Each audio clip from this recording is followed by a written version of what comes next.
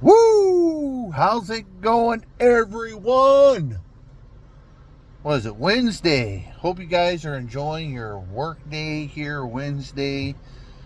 I'm at the community hospital with a client.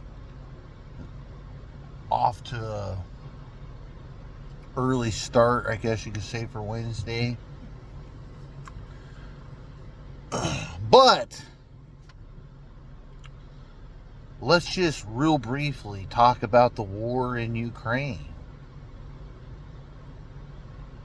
As you know, we said months ago on my YouTube channel, multiple times for that matter, that the Kursk operation that was pulled off by Ukraine was a complete waste of time, waste of manpower, waste of everything.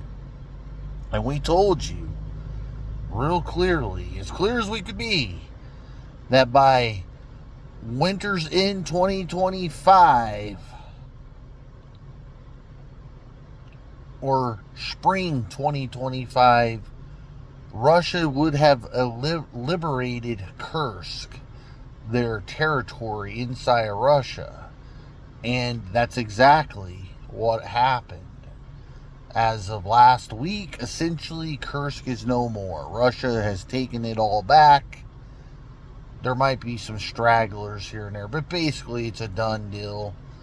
Which goes to show Ukraine still has no bargaining chips. Now, it's not about I told you so. It was just, there's way too many dreamers out there who can't deal with real facts, real reality. Russia and Ukraine has largely been a stalemate. That's a true statement. However, it has been moving for over 18 months now out in the eastern part of the war. And there's small gains, slow gains, whatever you want to call it, but it would say about every 2 to 3 weeks, Russia takes a new town, takes a new city. A lot of times it's multiple cities. But as far as Kursk goes, I don't know if you knew the story on this, but Ukraine, for I don't even know, the 5th or 6th time in this war, allowed themselves to get tunneled on. Yeah, I said tunneled. They took Russian soldiers, they're probably like Ukrainian guys from eastern Ukraine.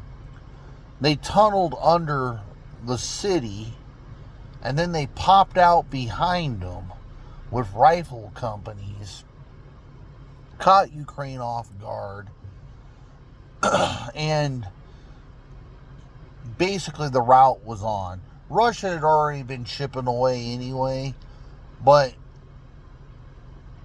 you know, they time it right, I guess is what I'm saying, because it's also happening during the time when they're doing troop changes, right? They're doing troop changes. So they're taking the more experienced troops out, putting in, say, like, I don't know, their version of the National Guard, if you will. Only except America's National Guard would fight way better. Pretty obvious, right? But, yeah, and they count them in the switch. And this has happened like 5, 6, 7, 8 times since the war started. You would think Ukraine would learn, but apparently not. So anyway, it doesn't really matter. I don't really care anymore. But it's just another thing to show that we were right. We've been highly accurate this entire time on the reality of the situation. And once again, Ukraine has not been winning this war for a really, really long time. It doesn't matter what the majority of Western media tells you. Ukraine's been losing this war for quite a long time. It's not in big chunks. It's in small chunks. But it just is what it is, man.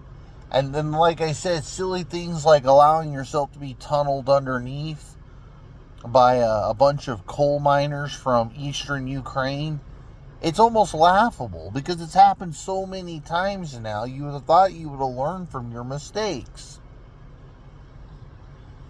You know, I don't know what to say, man. I don't know what to say. It's pretty wild. It is pretty wild.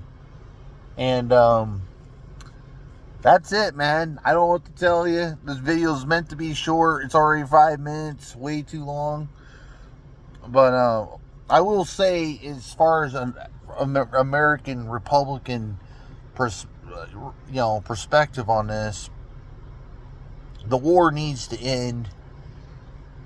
And yet, I also know deep down that Donald Trump is writing a new book called The Art of Screwing Ukraine. Because that's what it is. It's screwing Ukraine. Trump is screwing Ukraine. It doesn't matter if I vote for the guy or not. He's screwing Ukraine. He can get away with it, though, because the European Union is never going to stand on its own 2 feet. And that's the whole problem in this war. The European Union just will not stand on its own 2 feet. If they would wake up a little bit and kind of unite behind the cause of Ukraine, they themselves, without even America, could defeat Russia. And it wouldn't even necessarily be long and protracted war. They would just make investments, just like building a bridge, or, they would make investments, and a year or two from now, they would have production ramped up. They could be supplying Ukraine with all kinds of high-tech weaponry, and Russia would be screwed. It's not going to happen. It's just like the other day when they were in